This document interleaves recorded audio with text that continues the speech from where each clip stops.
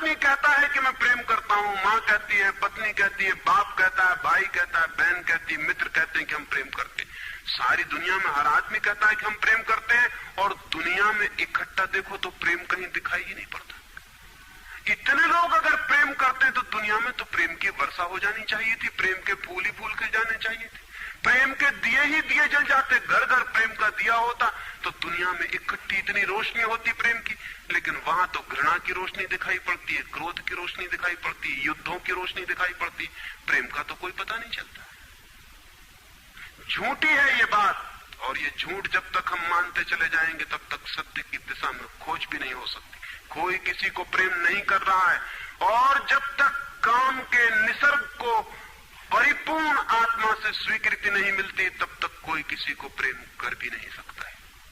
मैं आपसे कहना चाहता हूं कि काम दिव्य है, डिवाइन है। सेक्स की शक्ति परमात्मा की शक्ति है, ईश्वर की शक्ति है। इसीलिए तो उससे ऊर्जा पैदा होती है और नया जीवन विकसित होता है। वही तो सबसे रहस्यपूर्ण शक्ति है, वही तो सबसे ज्यादा मिस्टीरियस फोर्स है। उससे दुश्मनी छोड़ दें। अगर आप चाहते हैं कि कभी आपके जीवन में प्रेम की वर्षा हो जाए, उससे दुश्मनी छोड़ दें, उसे आनंद से स्वीकार करें,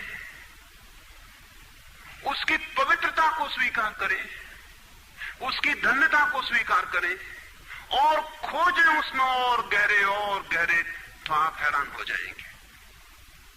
जितनी पवित्रता से काम की स्वीकृति होगी उतना ही काम पवित्र होता चला जाता है, और जितनी अपवित्रता और पाप की दृष्टि से काम से विरोध होगा, काम उतना ही पापपूर्ण और कुरूप होता चला जाता है। जब कोई अपनी पत्नी के पास ऐसे जाए जैसे कोई मंदिर के पास जाता है,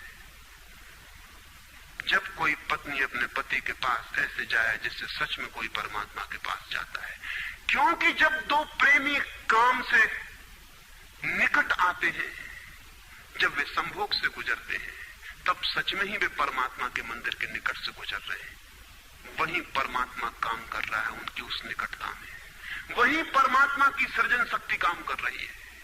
और मेरी अपनी दृष्टि यह है कि मनुष्य को समाधि का, ध्यान का जो पहला अनुभव मिला हो कभी भी मनुष्य के इतिहास में, तो वो संभोग के क्षण में मिला है और कभी नहीं। संभोग के क्षण में ही पहली बार ये स्मरण आया है आदमी को कि इतने आनंद की वर्षा हो सकती है। और जिन्होंने सोचा, जिन्होंने मेडिटेट किया, जिन लोगों ने काम के संबंध पर और मैथुन पर चिंतन किया और ध्यान किया, उन्हें यह दिखाई पड़ा कि काम के क्षण में